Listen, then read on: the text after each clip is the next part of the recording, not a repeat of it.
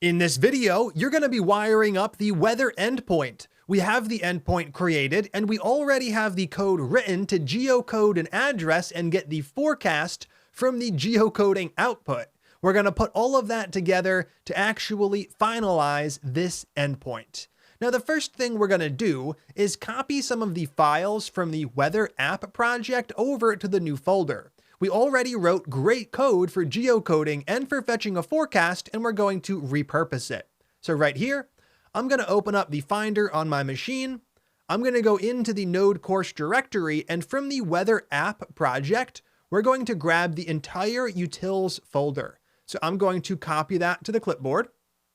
That's going to be our 2 JavaScript files, which we're going to need, and we're going to bring those over to the web server project. I'm going to paste the utilities folder right inside of the source directory. So in here, I'll paste the item adding the utils folder inside of there.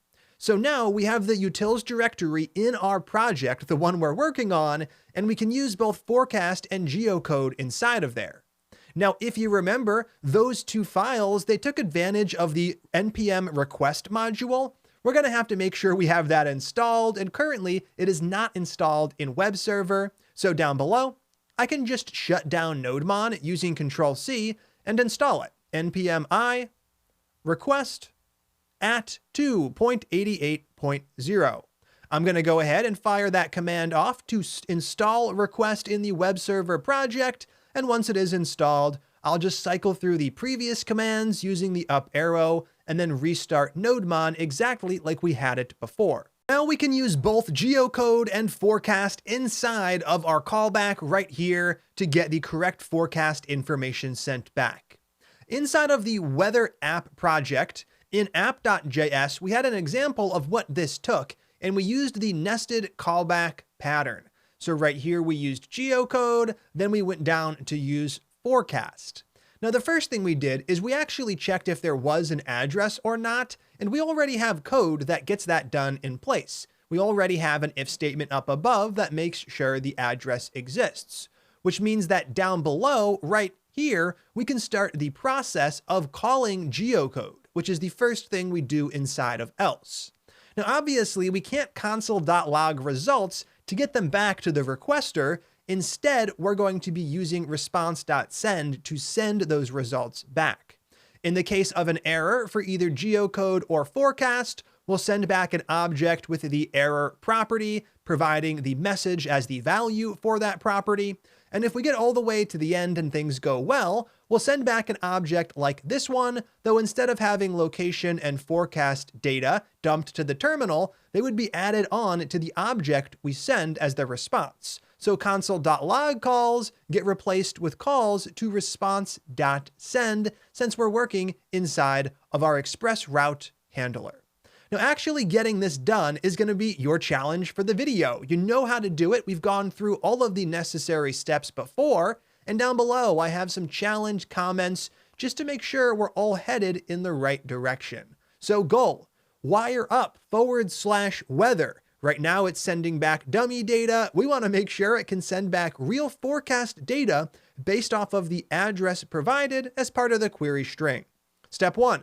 You're going to have to load in both of those functions into this file, and that's going to be easy to do since the utils folder has been copied to this project.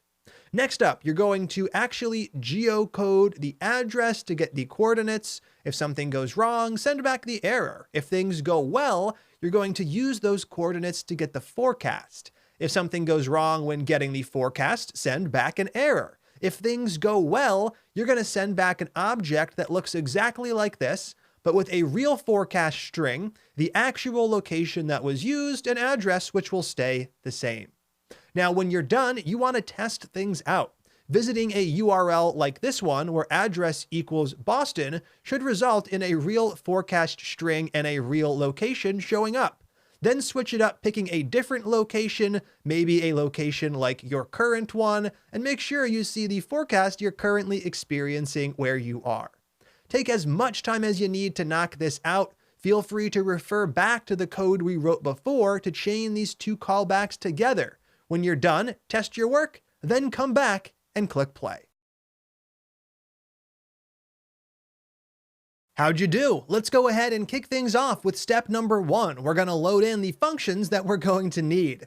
So up above at the very top of the file, I'm going to use require a couple of times to grab those two functions, and I'll go ahead and kick things off by grabbing geocode first, though the order isn't important.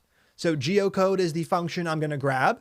I'm going to get it as the return value from require, and I'm going to load in my local file ./utils/geocode. Next up, we have the forecast function. So right here, I'll define that, and I'll use require to load that file in ./utils/forecast. Now that we have both of those functions available, we're ready to actually use them in the route handlers down below. I said handlers plural, there's only just one, and it is the one right here. For the moment, I'm going to comment out our old call to response.send. I'm going to leave it in place just so we can remember which properties we're supposed to send back, though I'll actually recreate it when I write my code for steps 2 and 3. Step 2 is to use the address to geocode, so right here we are going to call the geocode function, and I am going to pass the address in, request.query.address. Now, if you remember, geocode takes in 2 arguments. The second is our callback function. And if you forgot exactly how anything worked, you were allowed to crack open those files to jog your memory. In this case, we get 2 potential arguments. We either have the error message as a string, or we have our data as an object. Now, when we had learned about destructuring, we actually destructured that object, creating individual variables for the properties. We did that in app.js inside of the weather app project. I'm going to do that right here as well. So I'm going to destructure latitude off of there.